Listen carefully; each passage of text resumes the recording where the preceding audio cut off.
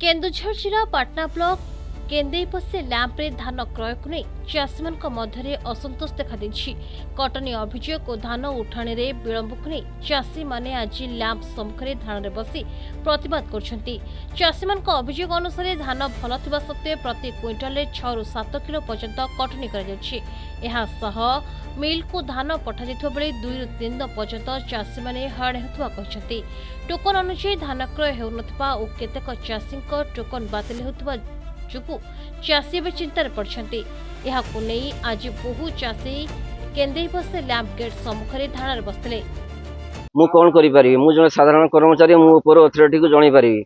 मु हमरो D R MI हमरो सीएसओ एडिशनल सीएसओ समस्त मु जणैलिनी फोन करिकी आ मिलर को जणैलिनी मिलर सुनुनै गाडी दउनै गाडी जदी मिलर देला धान उठिला ताले हम चाषी धान नै परिबा जदी न दे परिबा मु कहूची लोकंकु आपनकर इच्छा जो मिल कथा जो उठाउचंदी ना मिल पठै दउचंदी मु कोन बाध्यरे माने जबरदस्त पठाउची जार इच्छा होची जानतु नले नाही जति दिन टुकन लैप्स हेले माने निज ऊपर चाषी ये करिवे मु करूनी कटनी छटनी सेटा आरएमसी वाला चेक करूची जदी चाषी खराब धान बाहरची ताले कटनी छटनी होउची जदी खराब धान बाहरनी चाषी कटनी छटनी होउनी। तो आमे तो स्त्री लोक ये जो 10 क्विंटाल धान को आमे जदी 3 दिन 4 दिन पई सेठी जदी हैरान हबु नै की गाड़ी खर्च सह तो सेटा टिके असुविधा होती तो केमती हमको ये मंडी रे दवा पई केमती व्यवस्था करिवे सरकार सेटकी सुविधा करिवे आ सेटा तो समस्या धान दवा जो काटी दउचंती मन इच्छा जो क्विंटाल इच्छा सेटा टिके 8 केजी काटी दउचंती। खबर पाई चाषी नेता और जिला सभापति खगेश्वर महंत घटनास्थल पहुंची चाषी प्रतिवाद में सामिल होते। एही समय किछि समय पाई उत्तेजना सृष्टि होता एवं चाषी माने लैंप एमडी को अटक रखिले। मार्च मास सुधा समस्त चाषी धान उठा कथा किंतु आज 5 किलो 7 किलो कटिंग होची मिल को गला बेले 3 दिन 4 दिन डिले होची चाषीटा 10 क्विंटाल नहीं जाऊँगी 3 दिन लेट होची सेठी गाड़ी नहीं गला को तार माने गाड़ी रो भड़ा भी ताको उठी पारुनी आउ 7 किलो 8 किलो माने मिल रे कटा होची आडी तांकर अथॉरिटी जे लैंप रो अथॉरिटी को पचारला बेल को धान एटी आम गोदाम रो फिलअप अछि आम धान रखि परबो ना आपण डायरेक्ट मिल को नंतु सेठी नला बेल कहूची आपण 40 क्विंटाल अछि सेठी 25 क्विंटाल दियो तो नाल धान घर धर के पळो एई समस्या नै कि एडी जो मंडी रे गरम अछि ताको समाधान केमती हो पार यार समस्या केमती समाधान हो पार जिला लेवल केमती समस्या हो पार सरकार कहूँ आम बिना कटिंग 3100 धान आम किणुचु किंतु ता व्यवस्था कौन होती चाषी समस्या जमी को पानी नहीं समस्या धान खंडे वर्ष तमाम 7 मास है धान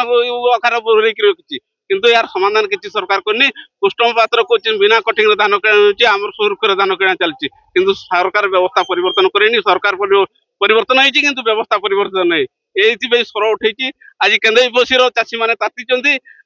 पारे आम राजरास्ता को जापरू पारे से विधानसभा ये कलेक्टर ऑफिस रे पशि पारू ए आ दुख नहीं आम जेल जावा प्रस्तुत अच्छु आम आसीचु चाषी समस्या को आम समाधान करने को आम आसचु। रामर नायक ग्राम काशीपुर आम केन्देईपसी धान लैंप रे देवाई आम चाहूलु किंतु आम मान को राति फोन कहते तुम पाटना मिल को नहीं जाओ किंतु आमे धरा जो मिल को नेबू से 200 पाखापाखि गाड़ी रोच आम को तो 3 दिन के लगे 3 दिन लगिले ताले से पैसा कौन आमको कौन गवर्नमेंट देबो ना किए देबो आमर पुणी खर्च अच्छी आम धरा जो 3100 देबू 3100 आम जब आम गाड़ी को देदेबू 8-10 हजार टाँग गाड़ी को देबू ताले आम कौन पाइबू समस्या से माने कहला परिका स्टाफ आमर चेंज होंतु आउ सब बेले से मनमानी कर सब आग को पछ पछ को आग ये भी चली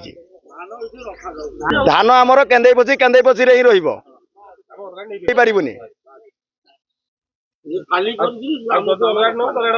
अलग जगह को किसी धान नहीं जीवु